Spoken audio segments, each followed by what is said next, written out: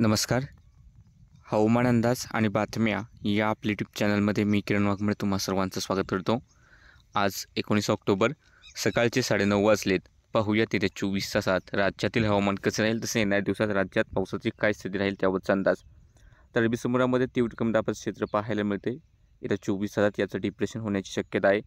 त्यासोबत चक्राकार वाऱ्यांची स्थिती या ठिकाणी दक्षिण अंदमान समुद्राच्या आसपास किंवा त्याला लागून असलेल्या बंगालच्या उपसागराच्या आसपास पाहायला मिळत आहे. ही सिस्टीम उत्तर पश्चिम दिशेने पुढे सरकत दक्षिण मध्य बंगालच्या उपसागरात येईल आणि याचं डिप्रेशन बनेल असं हवामान विभागाने कळवलेलं आहे. आणि या सिस्टीमच्या प्रभावाखाली अजून पूर्वेकडचे वारे राज्याकडे वाहतील आणि राज्यात पुढील काही दिवसात मेघगर्जना आणि पाऊस होण्याची शक्यता वाढताना दिसत आहे.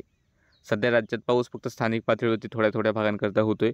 मात्र 21 तारखेच्या आसपास पावसाची तीव्रता व्याप्ती हळूहळू वाढत जाण्याचा अंदाज आहे. 21 ते 23-24 दरम्यानही राज्यात पाऊस बऱ्यापैकी भागांमध्ये पडेल.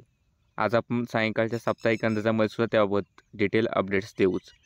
बाकी सध्या जर आपण पाहिलं तर नाशिक, छत्रपती संभाजीनगर, जळगाव, धुळे या भागांमध्ये काही प्रमाणामध्ये ढगाळ हवामान आहे. बाकी राज्यात इतर ठिकाणी कसल्याही प्रकारचे ढगाळ वातावरण नाही आहे.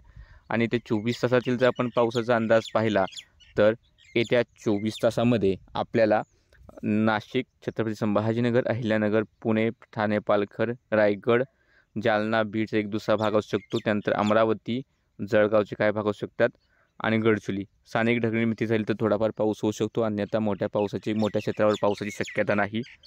त्यानंतर सिंधुदुर्ग, गोव्याच्या काही भागांमध्ये गडगडाटी पाऊस होण्याचा अंदाज आहे.